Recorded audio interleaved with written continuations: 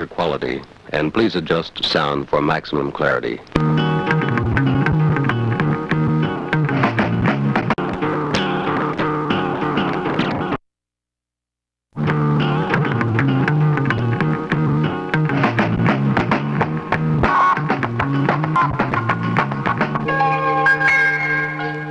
This is LSD.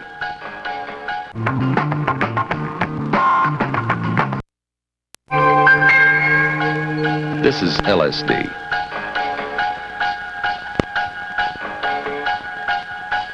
Peyote. DMT. STP. Mescaline.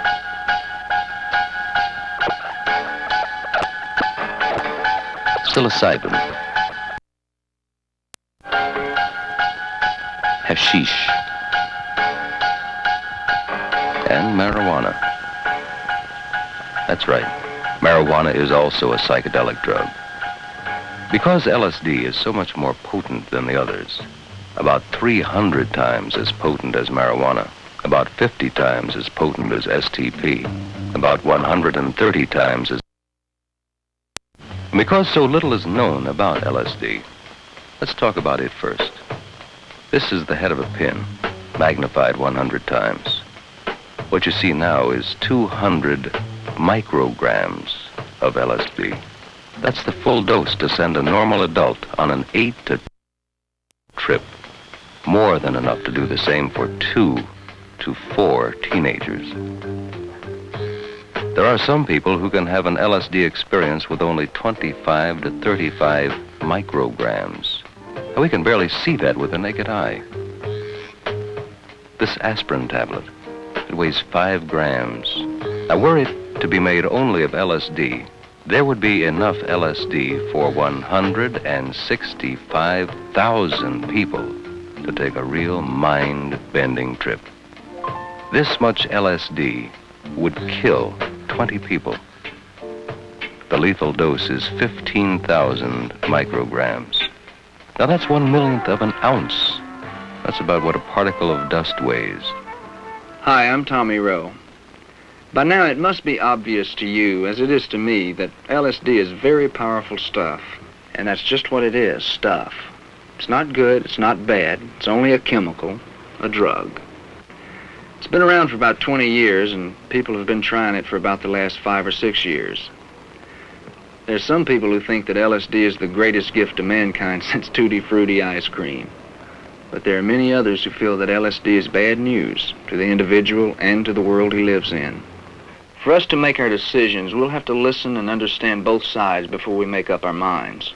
While it would be very difficult to find people to tell you how good for you heroin is, or speed, or barbiturates, it's very easy to find people who just can't wait to tell you how great LSD, peyote, DMT, STP, mescaline, and of course marijuana is. I don't really dig dropping pills, but you get the wildest highs on acid. But the only time I think I've been able to understand myself was on an acid trip. Then things were really clear. Now, I've taken LSD 42 times, and it hasn't done me any harm. Why knock it? Some of our country's greatest minds drop acids. They couldn't all be dummies. But everyone says when you drop some acid, the whole world becomes clear to you, like an open book. What if you thought of it as a great adventure, a great experience, and you had someone with you for the whole trip? I don't believe all that dumb stuff about chromosome damage. We would have seen all them deformed babies by now anyway. That's basically what one side has to say in favor of LSD. Now let's hear what the other side has to say. Then we'll be able to make up our own minds. Let's hear from young people who have had their reasons for being down on LSD. Let's also hear from doctors, psychologists, and other experts who have tried LSD themselves. We've had a great deal of experience with LSD and the people who have taken it. But the only time I think I've ever been able to understand myself was on an acid trip. Then things were really clear. As a psychologist, I have to tell you that the understanding you think you have gained just doesn't fit in with the facts. Here are the facts. You've been on a number of trips, and we're both agreed that you're having even more problems with your school, your parents, and even your friends. Perhaps what you think or feel on a trip just doesn't fit in with the straight world which you must return to and must learn to live in. As far as understanding yourself is concerned, the only real understanding you could gain would come from having a bummer and then analyzing it, which would mean you'd have to want to try to have bummers and then attempt to understand them the way that psychologists analyze dreams, which, unless you are properly trained, you cannot do by yourself. I don't really dig dropping pills, but you get the wildest trip on acid. Yeah, but you can also get the wildest bummers. And you can never really be sure which it's going to be. But what do you mean? Nobody ever knows enough about the quality of the acid itself, or their own hidden hang-ups that would make it to be a real trip, or a real bummer. Yeah, but you've dropped acid. My third trip was a real bummer, enough to make me not to want to go on a fourth. What if you were really cool when you did it? The setting's just right. You're not uptight or paranoid about getting busted. What if you think of it as a great adventure, a great experience, and you have someone with you through the whole trip, someone straight who hasn't had any acid? Well, it could be a great experience and a great adventure if you're really in the right frame of mind. If you're sure about the dose in the cap. If you could be absolutely certain there wouldn't be chromosome damage. If you won't feel guilty about what your parents would think. And if you're sure you couldn't get busted because it is against the law. But how can you be sure that for the 8 to 16 hours the trip will take, that your straight friend, your babysitter, will be reliable, will stay with you and be able to handle any problems you might get into and not have a contact trip recurrence of his own just from watching you on yours? Lots of luck. Why knock it? Some of our country's greatest minds drop acid. They couldn't all be dummies. Who, for example? Who's one of these great minds? You don't understand. I keep explaining it, but you don't understand. LSD, or mescaline even, if you just let it happen, wow, you find you can really love your fellow man. Even when you come down, you can really love your fellow man. No, I don't agree with you. I mean, what kind of a person are you if you can only love your fellow man if you're taking drugs? But LSD and mescaline open your mind, your feelings. They make you feel you can just about love everybody. But I always hear that, Laurie. I mean, I think kids that take a lot of acid must have some really big hang-ups. How can they be capable of loving anyone? Gee, Laurie, it's easy to say you love everybody, but it's very hard to find just one person to love. Who says you can't love one person when you're on acid? What is there to stop you? I say you can't. I mean, it takes over 10 hours for an LSD trip, right? Right. So the kids that are involved in LSD don't have time for anything but themselves. They don't have time for anybody, whether it be just one person or everyone in their lives. You guys are just not with it. You belong back in the Dark Ages with the cavemen. How do you expect to get on in this world if you don't keep up with what's going on? Know what's wrong with the whole world. But everyone says when you drop some acid, the whole world becomes clear to you, like an open book. I've got news for you. It would take more than LSD for me to understand what's wrong with the whole world, or even our local politics. Honey, you may think that you know things when you're up, but you can't really know any more than you already knew before you took the LSD. You may have feelings with LSD about what you know, feelings you've never felt before. But you could never know what you haven't learned yet.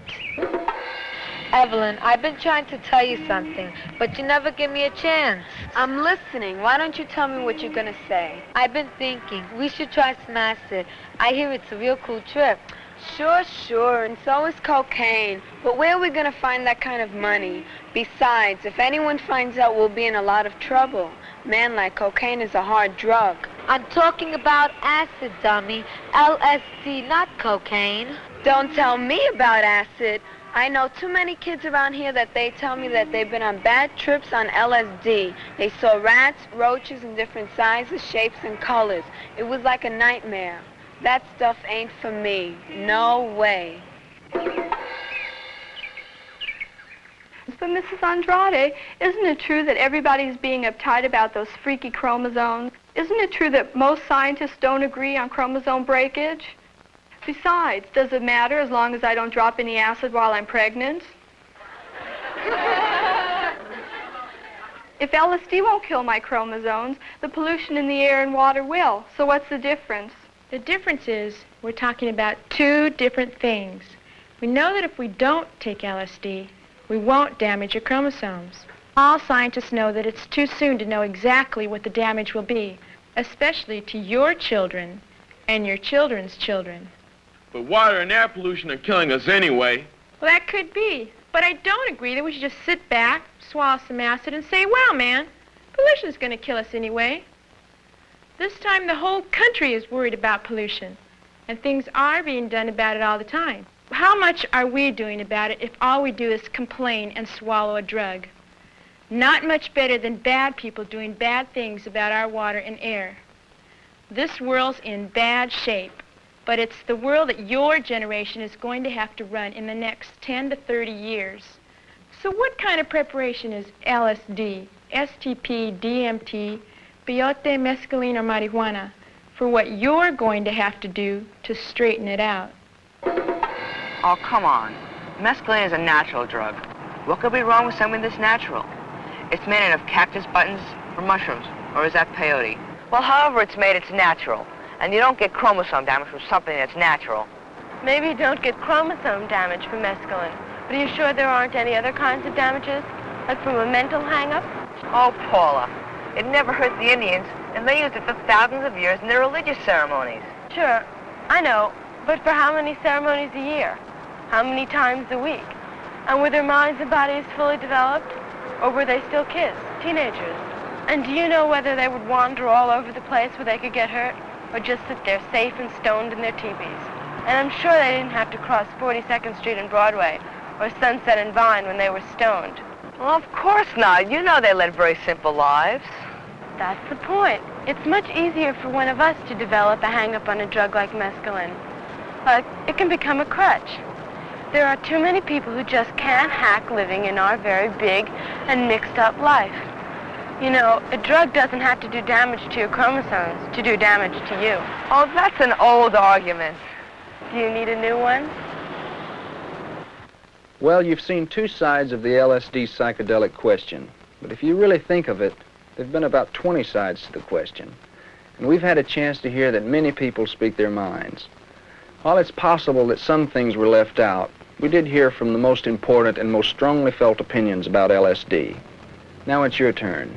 Now you have to decide based on what you have learned and what you already knew. One, is it worth the risk to your mind and body to drop acid for kicks or knowledge about yourself and the world you live in? Two, are you sure you're the kind of person who will not get hung up on acid or won't go into other drugs? And three, can any of your personal problems be solved by LSD? And last and not least, will your dropping acid or other drugs do anything for anyone else in the world? Will it do anything for all those people LSD is supposed to make you love, your fellow man? You decide.